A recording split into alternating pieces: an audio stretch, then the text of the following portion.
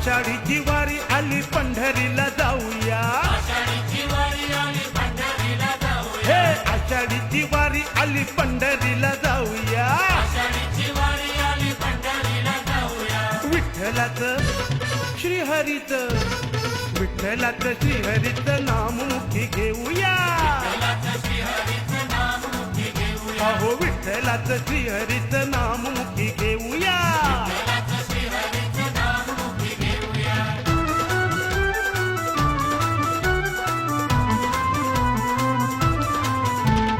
खांद्यावरी भागवताचा झेंडा चला घेऊ,